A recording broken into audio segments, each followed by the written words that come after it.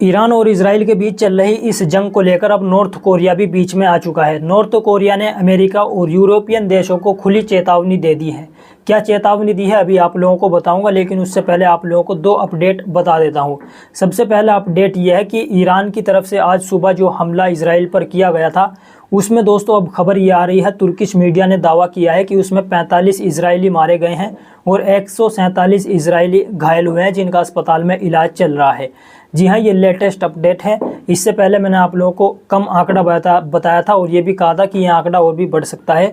तो अब Turkish media ने यह दावा किया है कि ईरान ने जो हमला इजराइल पर किया आज, उसमें 45 इजरायली मारे गए हैं और 147 इजरायली घायल हैं।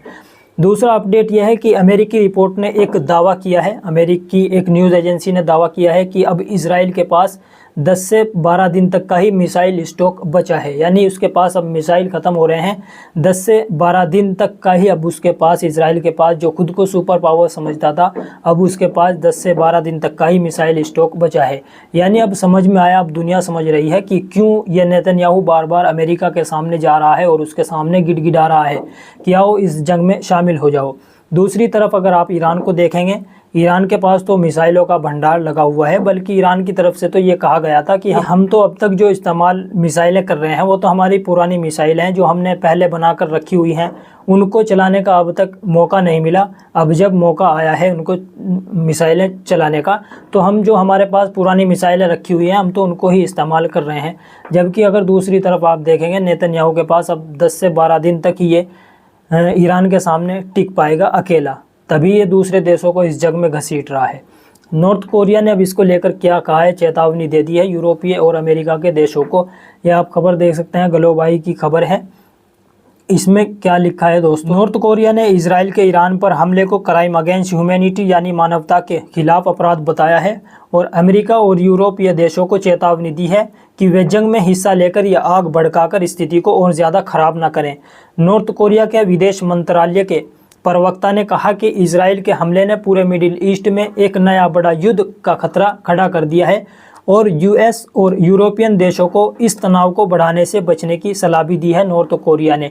जी हां, आगे खबर में ये भी जानकारी दी गई है कि नॉर्थ कोरिया ने इजराइल पर राज्य प्रेरित आतंकवाद का आरोप लगाया है और कहा है कि अमेरिका और उसके सहयोगी देश ईरान के खिलाफ कदम उठाकर स्थिति को और ज़्यादा खराब कर रहे हैं। साफ है कि नॉर्थ कोरिया ने खुले तौर पर अमेरिका और यूरोपीय देशों को ईरान के खिलाफ जंग में शामिल होने से चेतावनी दी और इस मुद्दे पर इजराइल और उसके सहयोगियों की कड़ी आलोचना भी नॉर्थ कोरिया ने की है।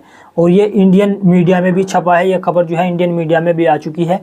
ये आज तक की खबर देख सकते हैं। इन्होंने लिखा है, शांति के लिए कैंसर है इजराइल, ईरान पर हमले को लेकर भड़का उत्तर कोरिया, अमेरिका को भी दी चेतावनी। उत्तर कोरिया ने ईरान पर इजराइल के हमले की निंदा की है। उसका कहना है कि इजराइल पूरी दुनिया और मध्य पूर्व की शांति और सुरक्षा के लिए खतरा है। उन्होंने अमेरिका और यूरोपीय देशों को भी चेतावनी दी है। आगे लिखा है, ईरान और इजराइल में चल रहे युद्ध ने पूरी दुनिया में तीसरे विश्व युद्ध का खतरा बढ़ा दिया है। इस बीच उत्तर कोरिया ने कहा कि इजराइल मिडिल ईस्ट की शांति के लिए कैंसर और दुनिया की शांति सुरक्षा को बर्बाद करने वाला मुख्य अपराधी है। ईरान और इजराइल के बीच चल रही इस जंग को लेकर ये नॉर्थ कोरिया की तरफ से बयान दिया गया है अमेरिका और यूरोपीय देशों को लेकर कि आप जो है इस जंग में शामिल होकर या फिर आप इनका सपोर्ट करके, ये जो आप इजराइल को सपोर्ट कर रहे हैं, आप इस स्थिति को और ज़्यादा ख़राब न करें। नॉर्थ कोरिया ने साफ कर दिया है कि अमेरिका और ये यूरोपीय देश जो है ये इस जंग को और ज़्यादा भड़का रहे हैं इजराइल का सपोर्ट करके। लेकिन इजराइल को भी ये बात समझ आ चुकी है कि अब जो है वो ज़्यादा दिन तक ईरान के सामने इजराइल टिक नहीं पाएगा।